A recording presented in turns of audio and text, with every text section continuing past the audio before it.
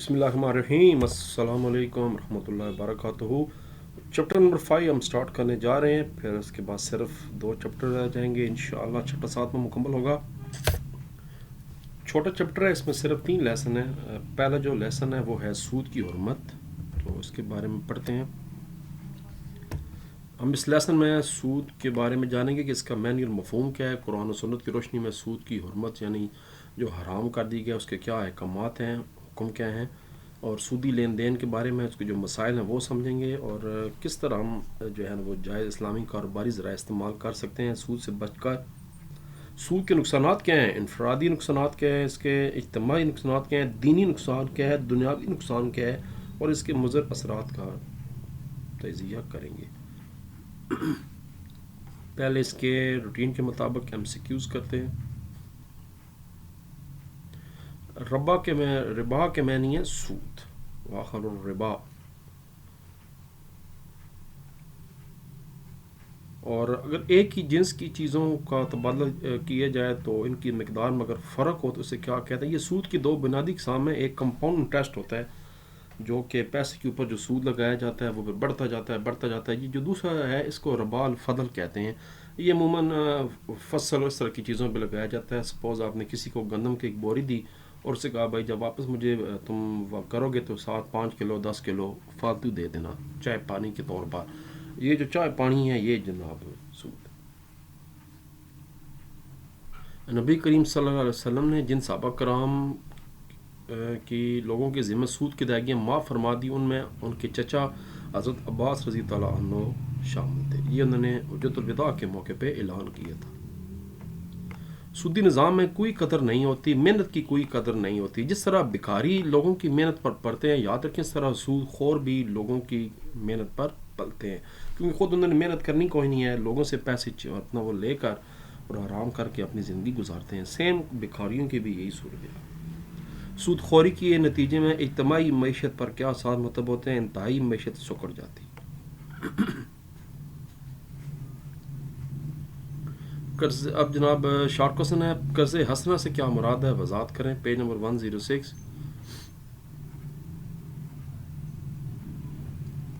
कर्ज हसना का मफहूम यह है कि आदमी अल्लाह तबारक व तआला की राह में माल खर्च करे।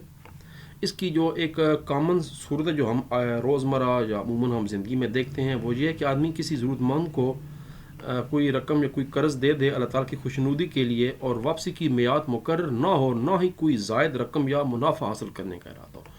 अगर कर्ज़दार वक्त पर कर्ज़ वापस कर दे तो ठीक है, अगर ना वापस कर सके तो फिर 2 सूरतें, या तो उसकी मदद को बढ़ा दिया जाए ये, या फिर आखिरी सूरत ये है कि उसको माफ़ कर दिया जाए, और यही असल में कर्ज़ हुस्ना की रूह है। उसके बाद जनाब पेज नंबर 107 पे अगला शॉर्ट क्वेश्चन हमारा।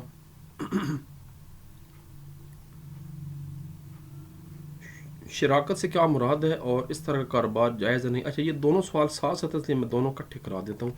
सवाल नंबर 2 और मुदारबा सवाल नंबर 5, ये दोनों इकट्ठे करते हैं। दोनों का जवाब पेज नंबर 110 पे, ये इसी पेज पे ये देख, तो भी मैंने कलर डिफरेंट कर दी हैं। शराकत से मुराद 2 या 2 से ज़्यादा अफराद का सरमाया इकट्ठा करके मुश्तरका नफ़ा और नुकसान की बुनियाद पर कारोबार करना है, या 2 कारीगरों का मिलकर मजदूरी करना है, या काम का ठेका हासिल करना है, या उसकी आमदन को बाद में बराबर तकसीम करना है। इसको पार्टनरशिप या शराकत दारी कहते हैं। मुदारबा जो होता है, जिस तरह बहुत सी मुदारबा कंपनीज होती हैं, इसमें चक्कर ये होता है कि पैसा लगाने वाले और होते हैं, यानी जो इन्वेस्टर सरमायाकार होते हैं, और आगे कारोबार करने वाले, मेहनत करने वाले, वक्त लगाने वाले वो और लोग होते हैं। बाद में मुनाफा जो है वो आधा आधा नामली तकसीम कर लिया जाता है, या फिर जो परसेंटेज मुकर्रर हो उसमें पे तकसीम कर लिया जाता है। इसको मुदारबा सिस्टम कहते हैं। मुदारबा में एक शख्स सरमाया फराहम करता है और दूसरा शख्स अपना वक्त और मेहनत लगाता है, और कारोबार से होने वाला मुनाफा बराबर तकसीम कर लिया जाता है। दरमियान के 2 सवाल रह गए हैं। सवाल नंबर 3 है कि हज्जतुल विदा के मौके पे नबी अकरम सल्लल्लाहु अलैहि वसल्लम ने सूद के बारे में क्या फरमाया। ये वही मशहूर बात है जिसमें फिर उन्होंने हज़रत अब्बास का भी जो था सूद लेना था वो भी माफ़ कर दिया गया। ये है जी। حجت الوداع کے موقع پہ رسول اللہ صلی اللہ علیہ وسلم نے سود کی تمام رقم کو معاف فرما دیا اور سودی لین دین کو ہمیشہ کے لیے کالعدم قرار دے دیا. ان معاف شدہ اور کالعدم رقوم میں حضرت عباس رضی اللہ عنہ کی لوگوں کے ذمہ واجب رقم بھی شامل تھی. آپ سن کے الفاظ تھے کہ میں سب سے پہلے اپنے چچا حضرت عباس بن عبد المطلب کے ذمہ جتنا واجب الار رقوم جو لوگوں نے ان کو دینی ہے ان سب کو جو سود بنتا ہے وہ سارا معاف کر رہا ہوں، ختم کر رہا ہوں. صحیح بخاری حدیث مبارکہ نمبر 2068. ایک شارٹ کوسچن رہ گیا جس کا جواب پیج نمبر 107 پہ ہے.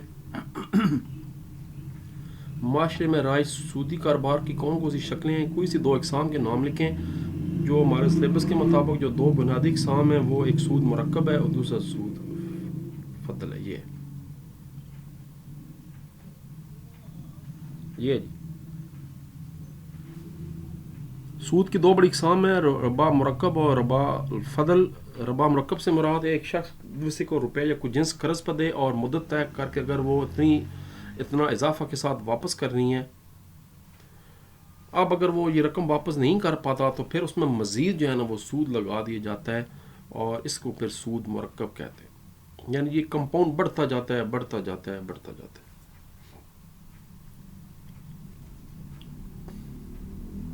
رب الفضل سے مراد ہے کہ ایک کی جنس کا آپس میں اس طرح تبادلہ کی جائے کہ ان میں سے کسی ایک کی مقدار دوسرے سے کم یا زیادہ ہو، یا جو چیزوں کی تبادلہ دست بدست نہ کی جائے بلکہ ان میں سے ایک چیز آج ادا کی جائے اور اس کا بدلہ مدت کے بعد ادا کیا جائے. اس کو ربا الفضل کہا جاتا ہے.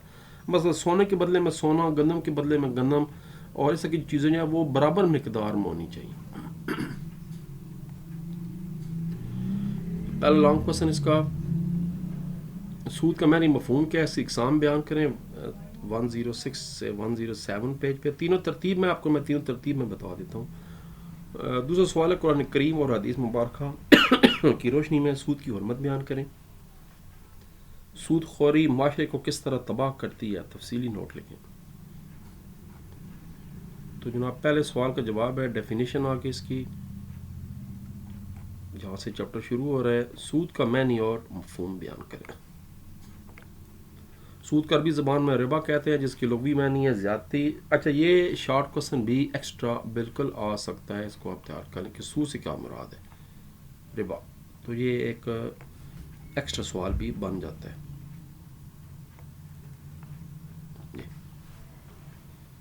سود کا عربی زبان میں ربا کہتے ہیں جس کے معنی ہے زیادتی، بڑھوتری اور بلندی کے ہیں. شریعت کی اصطلاح میں ربا سے مراد وہ قرض پر وہ اضافہ ہے جو قرض دینے والا قرض لینے والے سے ایک مقررہ مدت کے بدلے میں اصل رقم سے زیادہ وصول کرتا ہے.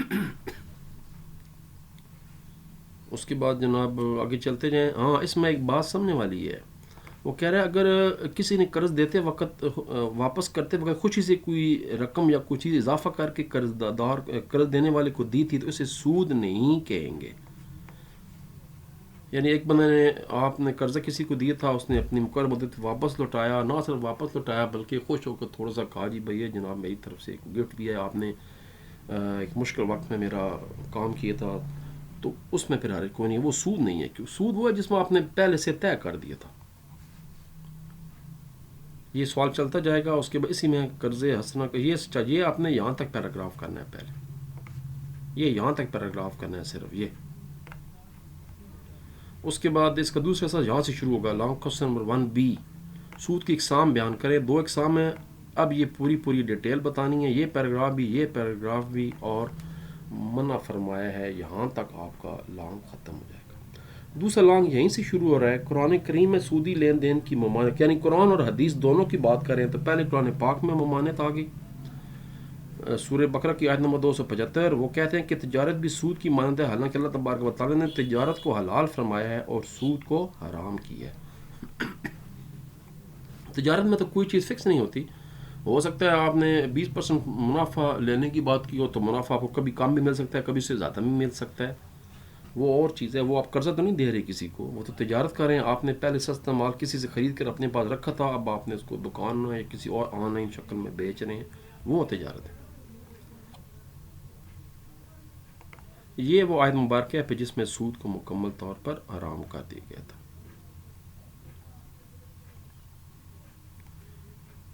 یہ والا या अय्युहल्लज़ीना आमनू इत्तक़ुल्लाह वज़रू मा बक़िया मिनर रिबा इन कुंतुम मुमिनीन, ऐ ईमान वालो अल्लाह तबारक व तआला से डरो और छोड़ो जो सूद किसी के ज़िम्मे बाकी रह गया अगर तुम सच्चे मोमिन हो।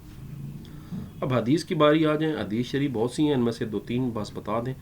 हज़रत जाबर रज़ी अल्लाह तआला अन्हु से रवायत है जिसका मफ़हूम है कि रसूल सल्लल्लाहु अलैहि वसल्लम ने फरमाया कि सूद खाने वाला, खिलाने वाला, सूद का लेन देन की तहरीर लिखने वाला, गवाही देने वाला, इन सब पर लानत फरमाई है अल्लाह तबारक व तआला।